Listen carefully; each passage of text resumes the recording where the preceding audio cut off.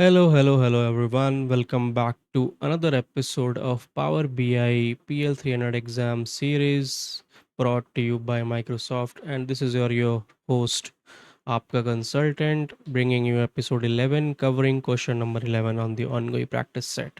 So today's topic is data refresh in Power BI. I've already put out a playlist on this channel where I've covered 10 episodes. So those of you who have not watched it, please go through and watch it. So yeah, without further ado, let's begin. So yeah, today's question is on data refresh. So is the question, in Power BI desktop, you are considering integrating data from a new data source and are considering between opting for data direct query or import storage modes. Identify two advantages offered by selecting import over direct query for this purpose. So as a multiple answer type question, you have to select two answers out of these five options. I'm going to pause the video here for 10 seconds. You can select your options. Your time starts now.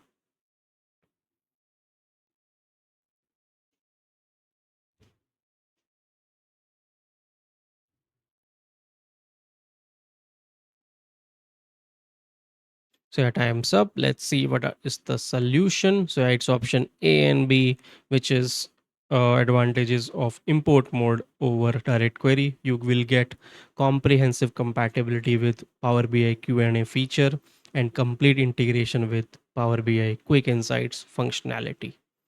So yeah, that is the solution, and this is the explanation where for every option you can go through it. You can pause the video here and see why the other options are not correct.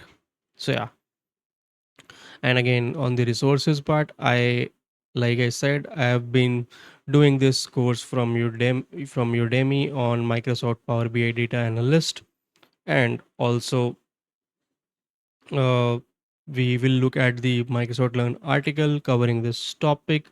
So yeah, that is on this one. Let's switch to the article on Microsoft Learn on data refresh in Power BI. So yeah, this article is very important if you want to increase your understanding on this topic. So it covers about different storage modes. There are five storage modes: import, direct query, direct lake, live connection, push mode.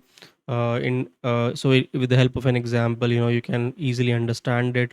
Also about cementing models, it is important that you should go through these snippets given in the box in the type of note. These are very crucial. This will definitely come in exam. Unfortunately, I don't have the demo right now because I am still did not have any access to Power BI service. But yeah, on once you publish a report on Power BI service, you will get this option of schedule refresh. If you click the report, then you can schedule the refresh, press it on. You can select the refresh frequency depending on your needs, like in 1 hour, in three times in a day, in a week, in a month. So that is how you can schedule it, and make sure that your data sources you know uh, are available on the cloud, right? For example, OneDrive, SharePoint, etc. So yeah, there are different Power BI refresh types for different modes. Like I said, import, direct query, live connection, and push. So this table talks about different features for these modes. And yes, and like I said, you can schedule refresh depending on specific time zones. If you are in India, if you are in US, you can select according to your flexibility. You can send notifications to the model owners also, so that once the data is refreshed, you want to update them there. Hey, you can now see the report with the latest data. You have the option of refresh now, schedule refresh, and you can see refresh history as well. So all these functionalities are available only on Power BI service, not on desktop. In Power BI desktop, you can only refresh the report, but in Power BI service, you can schedule it depending on your flexibility, right? And it is also written that it can take Power BI up to 60 minutes to refresh a semantic model, even once the sync has completed on your local machine. So yeah, you have to keep this in mind. This is very important. And yes, you can go through this article. I will put the link in this video also, so that you are not missing on any important point coming from this topic in this exam of Microsoft Power BI PL300. So yep. So yeah, that is on this topic.